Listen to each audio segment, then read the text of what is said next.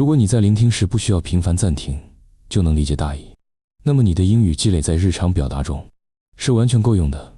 我们开始吧。You ever hear someone say they're on the wagon and wonder what kind of wagon they're talking about? Here's the strange part. The wagon was real. And the people were trying to outrun something they couldn't even see. The story begins in American towns more than 100 years ago. Imagine dusty streets, wooden shops, and horses that sound louder than cars.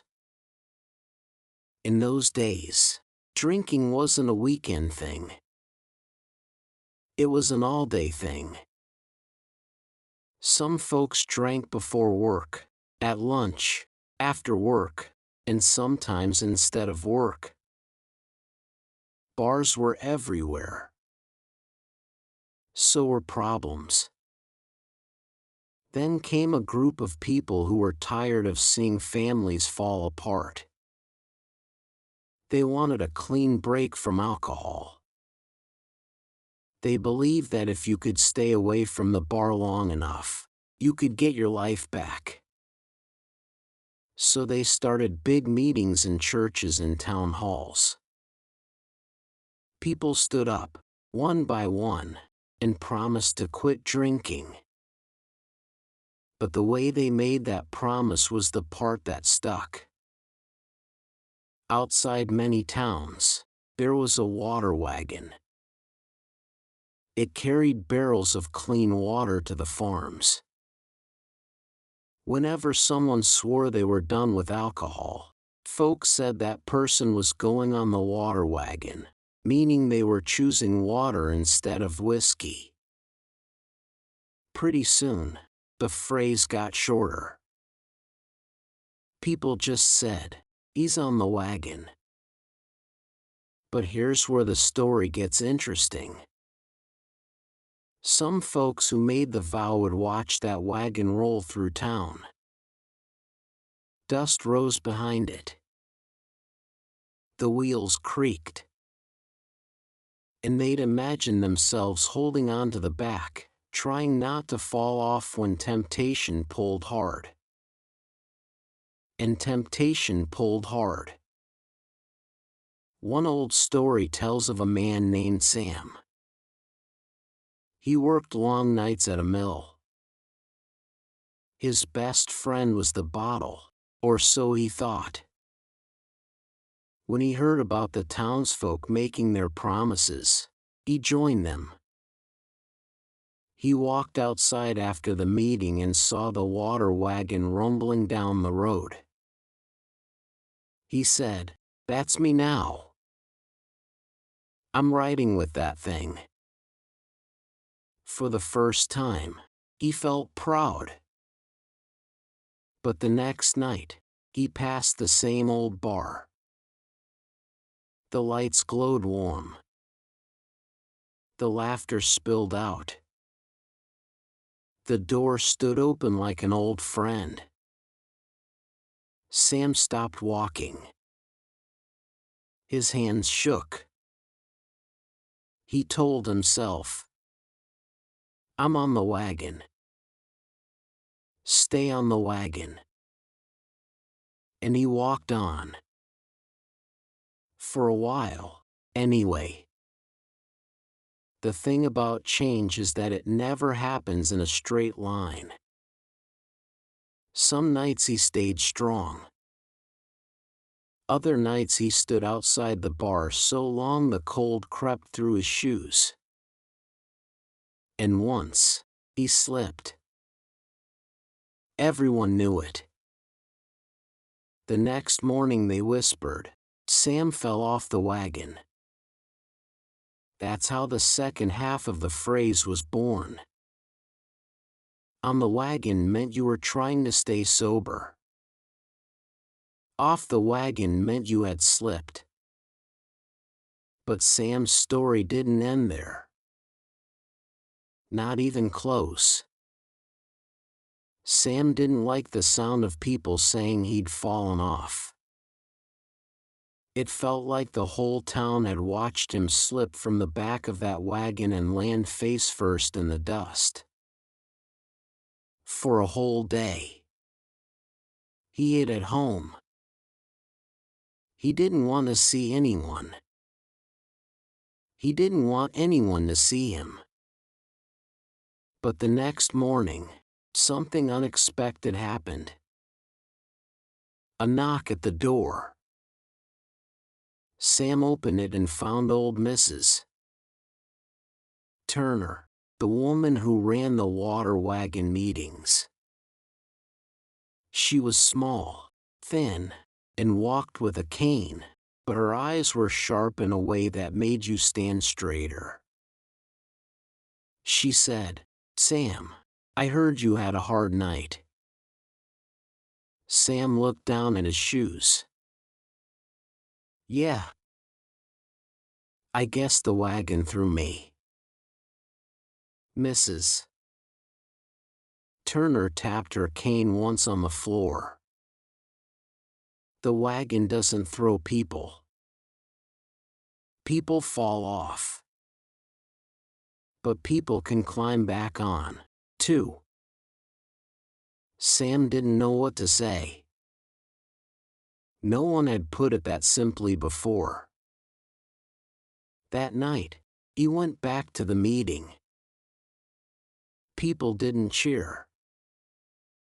They didn't clap. They just made room for him. And that was enough. Sam made the vow again. Not loud. Not proud. Just quiet. Real. Honest. From then on, Sam watched the water wagon with new eyes. He didn't imagine himself holding on to the back anymore. He pictured himself sitting on top, steady and tall, letting the dust fly behind him. A man moving forward. Years later, travelers passed through the town and heard people use the phrase "on the wagon." They carried it to the next town, and then the next. Soon the whole country knew it. But they didn't know Sam. They didn't know Mrs. Turner. They didn't know the real dust and real wheels behind the words. Funny thing is, the wagon itself disappeared. Machines took over. Roads changed. Time moved on. But the phrase stayed. A ghost of a time when people made promises to themselves next to wooden wheels and barrels of water. And here's the part that sticks with me. You don't need a real wagon to know what it feels like to fall off one. Everyone has something they're trying to hold on to. Everyone knows what it's like to slip. Sometimes it's breaking a habit. Sometimes it's trying to be kinder. Sometimes it's trying not to lose your temper. Sometimes it's trying not to lose yourself. People think On the Wagon is only about giving up alcohol. But listen close. It's bigger than that. It means trying again when you don't trust yourself. It means climbing back up when no one claps for you. It means believing change is possible even when you've seen yourself mess up. Sam figured that out the hard way. Most of us do. And the truth is, the wagon doesn't care how many times you fall. It only cares about one thing: whether you keep climbing back on. There's a part of the old stories people don't tell, but I like to imagine it anyway. One evening, many years after Sam first made his promise, he sat on a hill outside town. The sky was turning gold. The wind was soft. And down the road came the water wagon, rolling the same slow way it always had. Sam watched it pass, the wheels creaking like they were speaking an old language only he understood. He didn't chase it this time. He didn't have to. He just nodded, like two old friends passing each other on a quiet street. Sam had slipped more times than he could count. But he always climbed back up. Not because he was strong every day, but because he learned something most folks take a lifetime to understand: change isn't a straight line. It's a path you walk even when it bends, even when it breaks, even when you're tired of walking. That's why the phrase stayed alive long after the wagon vanished. Because the truth behind it still hits home. Think about it. You've got your own wagon. Maybe you don't call it that, but you know what it is. That thing you're trying to stay steady with. That thing you promised yourself you'd quit, or start, or fix. That thing you want to be better at, not just for others, but for yourself. And maybe you've slipped. Maybe more than once. Maybe you stopped counting. But slipping doesn't mean the story is over. It just means you're human. Every time you stand back up, even shaky, even embarrassed, even unsure, you're already climbing back on your wagon. And you don't need applause. You don't need perfect timing. You don't need to wait for a new year, a new month, or a new excuse. You only need one small moment where you tell yourself, "All right, let's try again." People 100 years ago made that promise beside a wooden wagon full of water. You can make it anywhere: your kitchen, your car, your walk home, your quiet room at midnight. The place doesn't matter. The promise does. And maybe someday you'll look back, the way Sam did, and realize you weren't chasing the wagon anymore. You were steering it. Dust behind you, sky ahead, moving forward at your own pace.